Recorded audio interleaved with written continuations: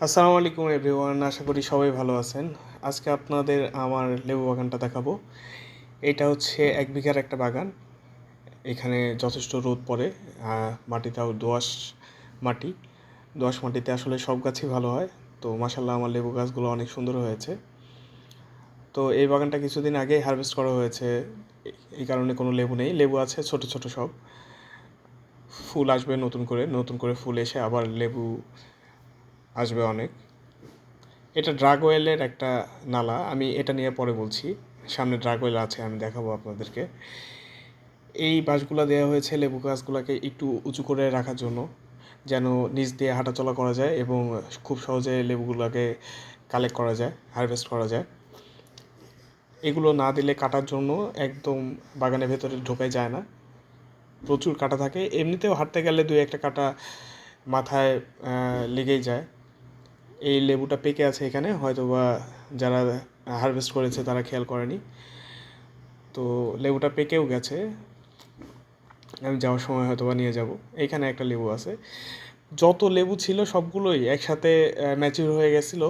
তো যারা নিতে আসছিল তারা সব একেবারে নিয়ে চলে গেছে, কোনো লেবু রেখে যায়নি। এমনিতে এক একটা লেবু গাছে প্রায় 10 থেকে 20 কেজি লেবু পাওয়া যায়, মানে এত পরিমাণে লেবু হয়। এইটা হচ্ছে চায়না 3 জাতের লেবু, এটা সিডলেস। তো বাজারে চাহিদাটা অনেক বেশি।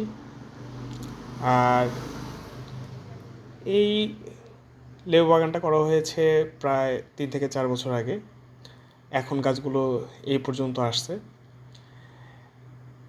প্রথম 3 বছর আসলে সেরকম ফলন পাওয়া যায় না, গাছগুলো ছোট থাকে, তো ফলন খুব কম আসে। আমি এই 3 বছর থেকে এক একটা লেবু গাছ থেকে অনেক ফলন পাই। লেবুর চাহিদাটা রমজানে সবচাইতে বেশি থাকে। এবারে রমজানেও এক একটা লেবু প্রায় 10 থেকে 12 টাকা পিস বিক্রি করা হয়েছে, এবং প্রায় 10টা থেকে 12টা লেবুতে 1 কেজি হয়ে যায়, এরকম সাইজ হয় লেবুগুলার। মাশাল্লাহ, লেবু বাগানটা সুন্দর হয়েছে আমার। আজকে আরেকটা ইন্টারেস্টিং জিনিস দেখাবো, আমি জানি না আপনারা কখনো দেখেছেন কিনা, আপনাদের ওইদিকে আছে কিনা। এটা হচ্ছে ড্রাগ ওয়েল।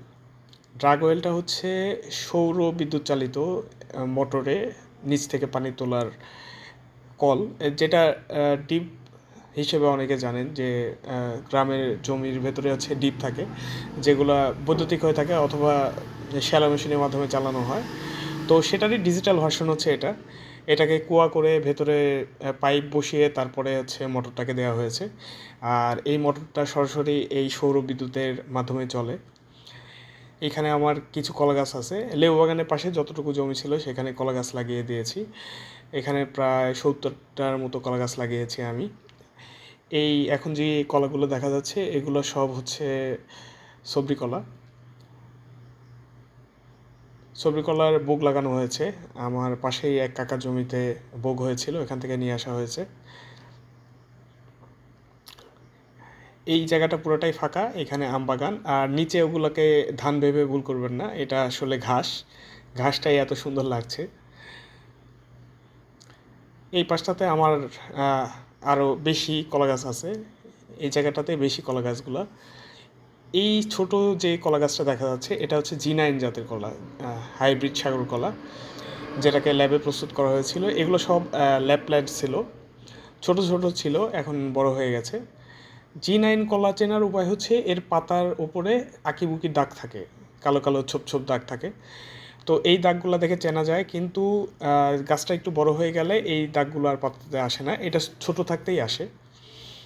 তো যদি কেউ কিনতে চান এটা দেখে নেবেন। এই পাশটাতে একটা দুধসাগর কলা গাছ ছিল, এটা আগে থেকে ছিল, এটা লাগানো হয়নি।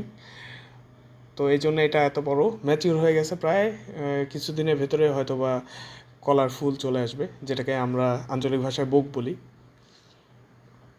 আজকে এই কলা গাছে সার দিব, এই জন্য সার নিয়ে আসছি। এখানে ইউরিয়া, পটাশ আর টিএসপি সার আছে।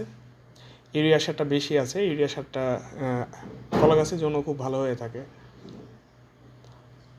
এই গাছগুলোতে আমি অলরেডি সার দিয়ে দিয়েছি, সার দিয়ে এগুলো মাটি দিয়ে উঁচু করে দিয়েছি গোড়াগুলো, যেন গোড়াগুলো শক্তপোক্ত হয়।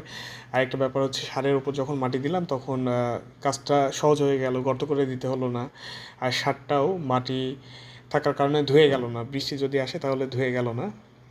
কিছু ছোট ছোট বোক বের হয়েছে, কলার ছোট গাছ, এগুলোকে কেটে দিতে হবে। কেটে দিয়ে শুধুমাত্র একটা কলা গাছ রাখতে হবে, তাহলে কলা গাছটা অনেক বেশি পুষ্টি পাবে। আর এইভাবে সারগুলো দিয়ে দেওয়া হয়েছে রিংয়ের মতো করে। তো এখন এই সারগুলোর উপরেই মাটি দিয়ে দেওয়া হবে, তাহলে সারগুলো আর বৃষ্টিতে ভেসে চলে যাবে না। আর গাছে গোড়ায় মাটি দেওয়ার কারণে গাছের গোড়াটাও মজবুত হবে, গাছটা অনেক শক্তি পাবে। এইভাবে মাটি দিয়ে দেওয়া হয়েছে সার দেওয়ার পরে। আজকের মতো এই পর্যন্তই। আর ভিডিওর লাস্টে আপনাদের জন্য সারপ্রাইজ আছে। এইটাতে আমি কোনো ভয়েস ওভার দেবো না, আপনারা ন্যাচারাল সাউন্ডটা শুনে নেন। সবাই ভালো থাকবেন, আল্লাহ হাফেজ।